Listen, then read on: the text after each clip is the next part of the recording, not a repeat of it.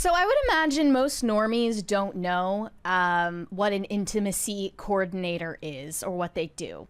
And it's largely a post-Me Too innovation in Hollywood. Intimacy coordinators, if you're unaware, are simply on set to pre-plan and watch and direct any scenes between actors where they're simulating intimacy in sex scenes or even kissing scenes, down to hand placement, timing.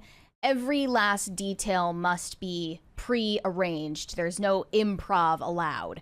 And it's largely because too many actresses largely have complained that when they are filming these scenes, the counterpart, their love interest in the show or movie in question, does things that make them feel violated. They make them feel like they're getting perved on, they're getting creeped on. And they just want the intimacy coordinator there for the sake of the studio to avoid legal liability in case a Me Too situation arises from that. And there are plenty of actors and actresses who have spoken favorably about intimacy coordinators. They think it's a great thing, and they are happy that this is the industry standard now. And the typical answer is usually it's older actors who are like, I don't want any of that. I just want to feel it out as we go. Right. For a lack of There are many term. others, yes, in the older generations who did not work with intimacy coordinators for the majority of their careers, and they think that it's ridiculous that they are on set. And that includes Gwyneth Paltrow. I think there were other comments from... Who was it? Was it Sean Penn? There was a couple of them. There was more than a couple of them, male and female. I forget who they were now, but like it was pretty endless. Yeah, and then it's more so the younger actresses who are in favor of having intimacy coordinators. And if you're a guy in Hollywood who says that you don't like intimacy coordinators, it does make you sound like Sean a creep. Bean. Oh, sorry, not Sean Penn. Sean Bean. Sean Bean. It does make you sound creepy if you're like adamantly against it. Michael Douglas, Toni Collette, Sean Bean, Kate Winslet, Rachel Zegler. That can't be true. What does that say? Oh no, some of these are for and some of them are against. I'm sorry. Oh, I'm sure Rachel Zegler would be pro. Yeah, that would be insane. But when has she ever done? Rachel Zegler has never done any sex scenes in anything. To my knowledge. I didn't see West Side Story. I don't know if there's. I don't think so. There would be kissing scenes, I suppose. Oh, Rachel Zegler called out Sean Bean's post. Oh, I see. Yeah. Of course, she's got to be like... So there's like kind of an internal battle in Hollywood about intimacy coordinators. Jennifer Lawrence just spoke about the fact that they did not use an intimacy coordinator on set when she was filming Die My Love with Robert Pattinson. Obviously, they're still on the press tour for this movie. They're being asked questions about the nude scenes and the sex scenes. I saw more trailers, and it looks even more absurd than... I feel like they're marketing it as absurd. They are. It's like supposed to be sort of a black comedy. Jennifer Lawrence in the movie plays a new mother who is experiencing something like postpartum psychosis, and their relationship is falling apart. And here's what she said. She was actually using this as an opportunity to compliment Robert Pattinson. She said, "We did not have an intimacy coordinator, or maybe we did, but we didn't really. I felt really safe with Rob. He is not pervy and very in love with Suki Waterhouse." This is his wife. "We mostly were just talking about our kids and relationships. There was never any weird, like, does he think I like him? If there was a little bit of that, I would probably have an intimacy coordinator. A lot of male actors get offended if you don't want to F them. And then the punishment starts. He was not like that." So she said this on a recent podcast. I think it's a bit of a veiled call-out post to previous male actors that she's worked with. I don't know who, but you could go through her IMDb and look at the list of other male love interests that she's had in movies over the years and take your pick. Guess at who might be the creep that she is inadvertently calling out there. I mean, do you read it the same way? It sounds like she's throwing shade at somebody. Like, oh, male actors get mad at you if you don't want to F them. Yeah, I mean... Like, who was, like, mad at you for not wanting to F them for real on camera for a movie? It's a hallmark of Hollywood to do stuff like this and not name names so that, like, literally every co-star you've ever had is now under suspicion. Exactly. So I was weirded out by the way she put it in the interview, and she was... Basically, a lot of people interpreted this as like Jennifer Lawrence being out of touch. She doesn't understand why intimacy coordinators exist, and they think it's seriously ironic that Jennifer Lawrence thinks that the purpose of intimacy coordinators is to be there just in case the actors like fall in love with each other. That's not really the risk that they are there to protect against. They're preventing the studio from facing risks. Yeah, because I always wondered as like, okay, so if the job is literally mechanical, like put your hand here, do this way, is that not something the director is also capable of? Is it merely because the majority of the directors are going to be men that they want a woman saying the same thing that the man would be saying? Yeah, and we know these intimacy coordinators are probably 100% female. Yes, like 100%. If not, maybe 1% gay men.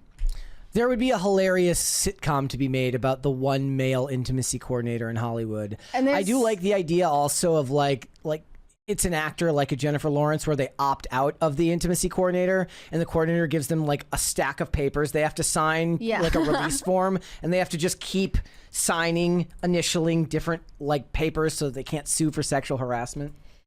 I'm sure there are very few intimacy coordinators in Hollywood that are just intimacy coordinators. They're fellow directors who are just added onto the project. Well, they're wearing many hats. They've got their own like not union, but their own like segment now. I remember like they're getting their own credit in the industry. And similarly, Gwyneth Paltrow was talking about how they opted away from an intimacy coordinator on Marty Supreme with Timothée Chalamet. She said, "We have a lot of sex in this movie. There is a lot. There is now something called an intimacy coordinator, which I did not know existed." I was like, I'm from an era where you get naked, you get in bed, the camera's on. We said, I think we're good. You can step a little back.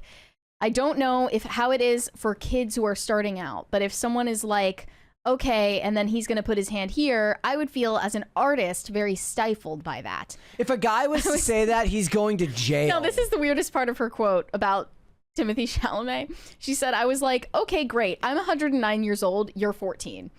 She then calls Chalamet a thinking man's sex symbol. He's just very polite, properly raised. Is that like a backhanded compliment? I was going to say, kid, he's a man who takes his work really seriously and is a fun partner. So she's talking about these younger actors who are in their 20s as their kids, but it's just because, you know, when you're old, you think everyone younger than you is a kid. Yeah. So she is one of those industry veterans who also finds the idea of an intimacy coordinator laughable. I just think it was a long time coming and this was inevitable because obviously when you're doing a sex scene, it goes against every instinct in the human body and evolutionary biology.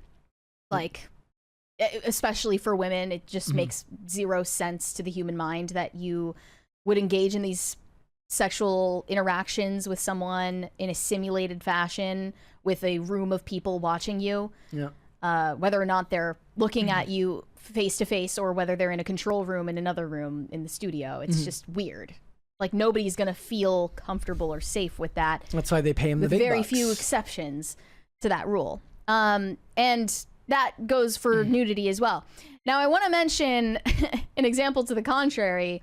Quentin Tarantino has a bit of a reputation for creeping on actresses, not in a way that anyone has ever said they felt violated by, but he has a foot fetish. It's not a secret anymore.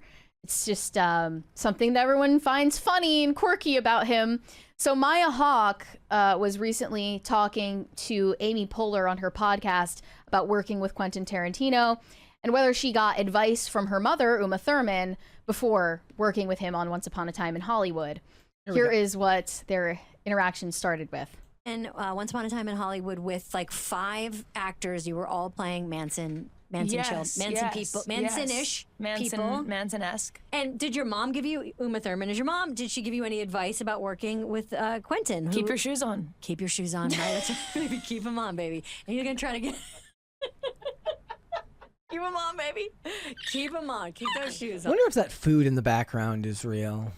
Like, it'd actually be really annoying. Like, that's the most Hollywood thing in the world, that you can't even put, like, real condiments in the background. Like, you have actually, like, more expensive fake condiments. No, it's like when you go to your friend's house, like, your friend's house is, like, a Tuscany like themed McMansion that has like all of those home goods. Yeah. Like bottles of olives and like I don't even know, like pomegranate seeds that dipped in radioactive acid. But yeah, they just, you know, think that it's quirky that Quentin Tarantino is obsessed with actresses' feet. And he gets a pass because he's old. That's pretty much it. Spike He's Madness. grandfathered in. Yes, he's got a lot of power as a director and stuff like that. It's like when I'm just saying this proves nothing has changed substantively about Hollywood. It's like rich people versus poor. Remember, when you're poor, you're weird. When you're rich, you're eccentric. Exactly. Jennifer Lawrence also spoke about how they coordinated her nudity on screen in Die My Love.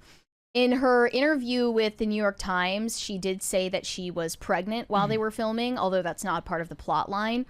I believe she was early on in her pregnancy with her second child, but she's also playing a postpartum mother in the movie, so I guess it wasn't a problem. And she was going real meta there. She refused to let her cellulite be edited out of the scenes. She said, "I don't care about nudity. I'm not sensitive about it.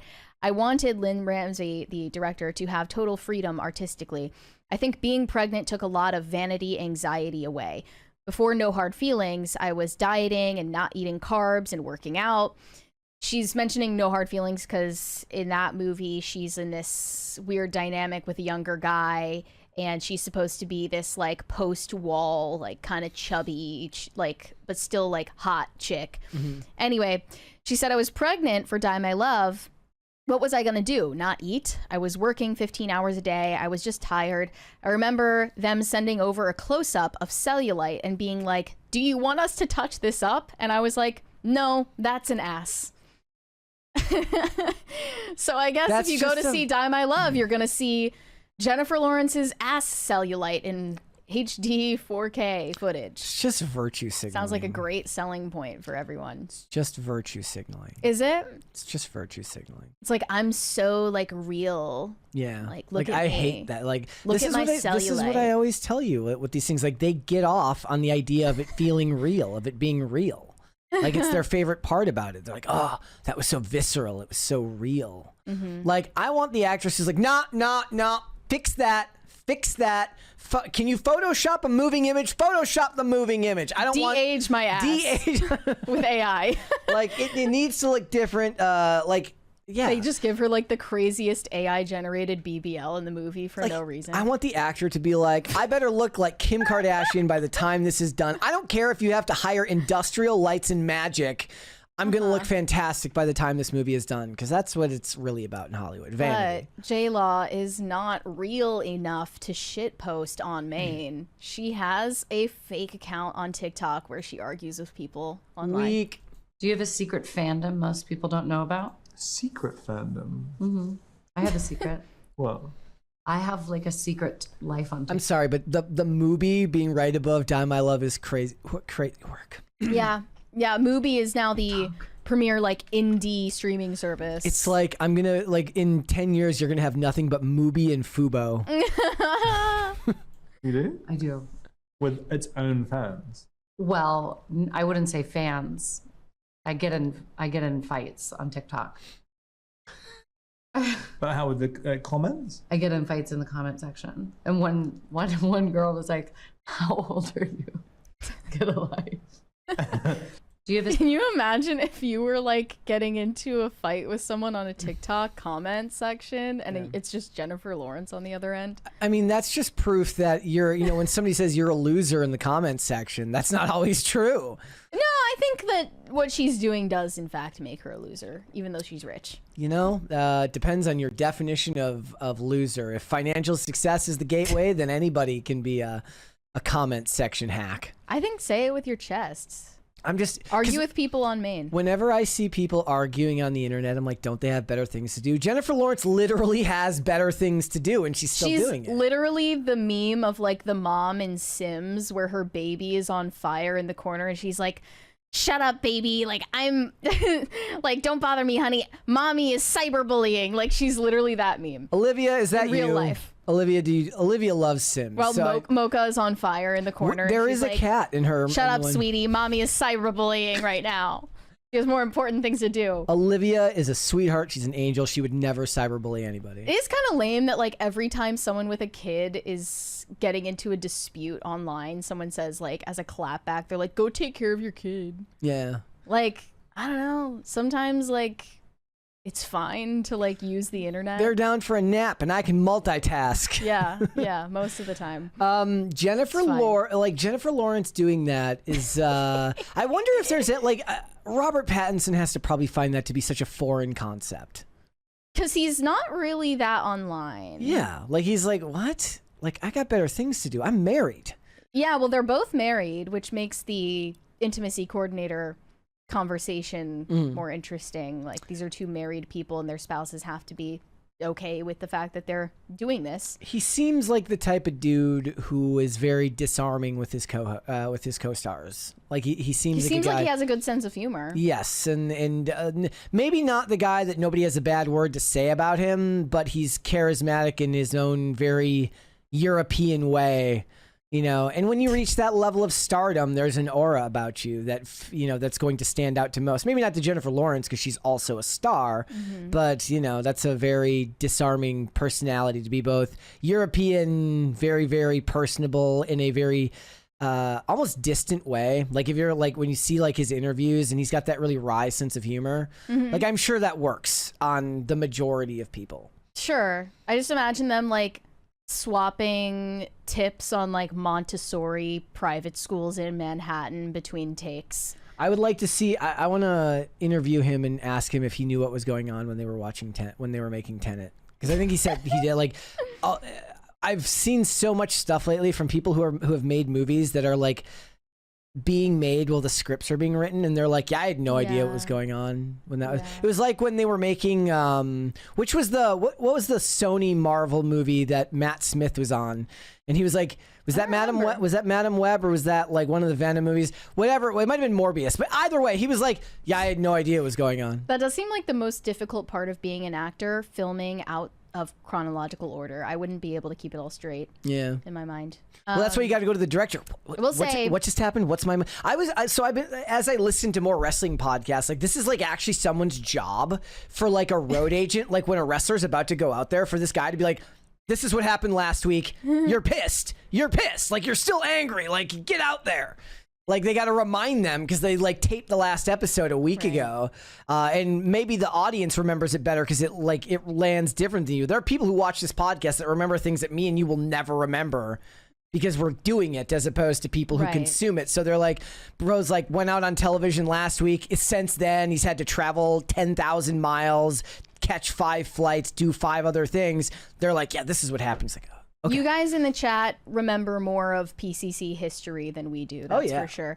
I also wanted to add, like, a lot of female Zoomer unks are kind of losing their minds over Robert Pattinson and Jennifer Lawrence being on a movie together, because obviously they were both like YA icons. Oh yeah, I suppose they were because of Twilight and Hunger Games. Yeah, right. So this is like worlds that we did not expect to collide. It's gonna end up getting like turned into weird fanfic. It's Katniss Everdeen, Edward Cullen crack ship. You know, Morning Glory Milking Farm got brought up on IRL last night. Why? I was explaining it to Libby. Why did that come up? I don't even remember, but it was hilarious. And she didn't know about it? She knew about it, but she didn't know the details of it. Maybe she didn't need to know. She that was basically her summation life. Was like, I didn't need to hear about that. Yeah, I was like, it's like, you think that's crazy? You should look into the book talk conventions. It officially disturbs her more as an author herself. Yeah. Like she's working on a novel right now, and it's not at all similar to Morning Glory Milking Farm, for your information. Okay. Thanks for watching. Listen to full episodes of Pop Culture Crisis on Spotify. Keep up with us on social media and make sure you subscribe and ring that bell so you never miss the show. Bye, guys.